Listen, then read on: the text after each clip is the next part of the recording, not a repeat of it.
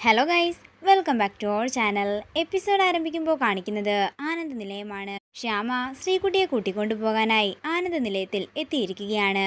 തുടർന്ന് ഐശ്വര്യ പറയുകയാണ്, അമ്മേ, ആരും അമ്മയോട് ചെയ്ത ദ്രോഹമൊന്നും അമ്മ മറക്കാനേ പാടില്ല. എന്താണെങ്കിലും ഇവളെ ഇവരുടെ കൂടെ അയക്കുകയേ വേണ്ടെന്നും ഐശ്വര്യ പറയുന്നു. ഇത് കേൾക്കുന്ന എല്ലാവരും ഒരു ഞെട്ടലോടെ നിൽക്കുമ്പോൾ വസുന്ധര പറയുകയാണ്, ആരും എന്നോട് ചെയ്ത ദ്രോഹമൊന്നും ഞാൻ മറന്നിട്ടില്ല.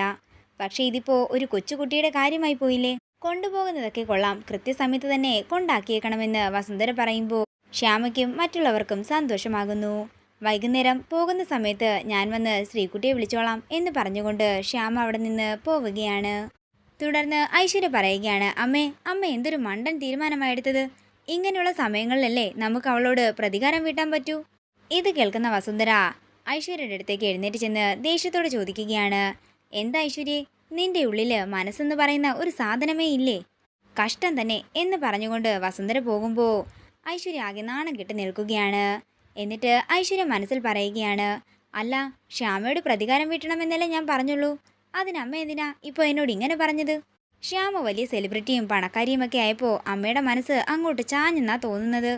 അങ്ങനെ ഐശ്വര്യ അവിടെ നിന്ന് പോയി കഴിയുമ്പോൾ അമൃത ആദിയോട് പറയുകയാണ്, ആദ്യേട്ടാ, നമുക്ക് വൈകുന്നേരം ഒരു സ്ഥലം വരെ പോകണം. എങ്ങോട്ടേക്കാണെന്ന് ആദ്യ ചോദിക്കുമ്പോൾ അമൃത പറയുകയാണ്, ചിലതൊക്കെ കണ്ടുപിടിക്കാനുണ്ട്. ചിലരൊക്കെ ആൾമാറാട്ടം നടത്തുന്നുണ്ടോ എന്ന് എനിക്കൊരു സംശയം. ആരാൾമാറാട്ടം നടത്തിയെന്ന എൻ്റെ അമൃതയെ നീ ഈ പറയുന്നതെന്ന് ആദ്യ ചോദിക്കുമ്പോൾ അശ്വതിയെ സ്റ്റുഡിയോയിൽ വെച്ച് കണ്ട കാര്യമെല്ലാം തന്നെ അമൃത ആദിയോട് പറയുന്നു. ഇതിങ്ങനെ വിട്ടാൽ പറ്റില്ല, എന്താണെങ്കിലും കൈയോടെ പിടികൂടണമെന്ന് ആദ്യം പറയുന്നു. പിന്നീട് കാണിക്കുന്നത് അരുന്ധതിയുടെ വീടാണ്. മുടി രണ്ടു ഭാഗം പിന്നിയിട്ട് നെറ്റിയിൽ വലിയ കുങ്കുമപ്പൊട്ടൊക്കെ തൊട്ട് ഒരു കണ്ണൻ്റെ വിഗ്രഹവുമായി വരികയാണ് വിസ്മയ. കഴുത്തിൽ കുറേ രുദ്രാക്ഷമാലയും അണിഞ്ഞുകൊണ്ടുവരുന്ന വിസ്മയ കണ്ണൻ്റെ വിഗ്രഹത്തിലേക്ക് പൂക്കൾ ചാർത്തുകയാണ്. നീ എനിക്ക് 75 ലക്ഷം രൂപയാ നേടിത്തന്നത്, ഞാൻ ധന്യയായെന്ന് വിസ്മയ പറയുന്നു. അതേസമയം ഇത് കണ്ടുകൊണ്ട് അങ്ങോട്ടേക്ക് വരുന്ന ഐശ്വര്യയും അരുന്ധതിയും ഒരു ഞെട്ടലോടെ നിൽക്കുകയാണ്. നിന്റെ ശ്യാമ ധന്യയായി കൃഷ്ണ എന്ന് പറഞ്ഞുകൊണ്ട് കൃഷ്ണന് പൂജകൾ ഓരോന്നായി നടത്തിക്കൊണ്ടിരിക്കുകയാണ് വിസ്മയ. തുടർന്ന് ഐശ്വര്യ പറയുകയാണ്, നല്ലൊരു സൈക്കാട്രിസ്റ്റിനെ തന്നെ എത്രയും പെട്ടെന്ന് കാണിക്കണം. അപ്പോൾ എൻ്റെ മോൾക്ക് ഭ്രാന്താണെന്നാണോ ഐശ്വര്യ പറയുന്നത്? അത്രയും പറഞ്ഞുകൊണ്ട് പൊട്ടിക്കരയുകയാണ് അരുന്ധതി. അങ്ങനെയല്ല അരുന്ധതി ഞാൻ പറഞ്ഞത്. ഇതിപ്പോൾ കണ്ണൻ്റെ തിരുവാഭരണം മോഷ്ടിച്ചതിന് കണ്ണൻ തന്ന ശിക്ഷയാണോ എന്ന് എനിക്ക് സംശയമുണ്ടെന്ന് അരുന്ധതി പറയുമ്പോൾ ഞെട്ടലോടെ നിൽക്കുകയാണ് ഐശ്വര്യ. അങ്ങനെയാണെങ്കിൽ ഐശ്വര്യയ്ക്കും വൈകാതെ തന്നെ പണി കിട്ടുമെന്ന് അരുന്ധതി പറയുമ്പോൾ ഐശ്വര്യ പറയുകയാണ്, ഒന്നും മിണ്ടാതിരിക്കേണ്ട അരുന്ധതി. അതേസമയം കണ്ണന് 100 പവൻ നൽകാമെന്ന് പറയുകയാണ് വിസ്മയ. എൻ്റെ മോളെ നമ്മളെക്കൊണ്ട് താങ്ങാവുന്ന നേർച്ച നേരാൻ പറഞ്ഞ് അരുന്ധതി വിഷമത്തോടെ വിസ്മയെ നോക്കുന്നു. അരുന്ധതി എത്രയും പെട്ടെന്ന് ഡോക്ടറെ കാണിച്ചു, ഇല്ലെങ്കിൽ ഇത് പണിയാകുമെന്ന് ഐശ്വര്യ പറയുമ്പോൾ പൊട്ടിക്കരയുകയാണ് അരുന്ധതി. പിന്നീട് കാണിക്കുന്നത് ബീച്ചാണ്. അഖിലും അപ്പുവും ശ്യാമയും അശ്വതിയും അങ്ങനെ എല്ലാവരും അപ്പുവിൻ്റെ സന്തോഷത്തിനായി ബീച്ചിലെത്തിയിരിക്കുകയാണ്. എന്നാൽ അപ്പു മാത്രം വിഷമത്തോടെ കടലിലേക്ക് നോക്കി നിൽക്കുന്നു. ശ്രീകുട്ടി വന്ന് അപ്പുവിനെ കളിക്കാൻ വിളിക്കുന്നുണ്ടെങ്കിലും അപ്പു ഇപ്പോൾ വരുന്നില്ലെന്ന് പറഞ്ഞ് ശ്യാമ ശ്രീകുട്ടിയെ പറഞ്ഞയക്കുന്നു. അതേസമയം അശ്വതിയും അഖിലും കൂടി എല്ലാവർക്കുമുള്ള ഫുഡും മേടിച്ചുകൊണ്ട് വരികയും എല്ലാവരും കൂടി ഒരുമിച്ചിരുന്ന് ആഹാരം കഴിക്കുകയും ചെയ്യുന്നു. അതെല്ലാം കണ്ട് സന്തോഷത്തോടെ നിൽക്കുകയാണ് ആദിയും അമൃതയും.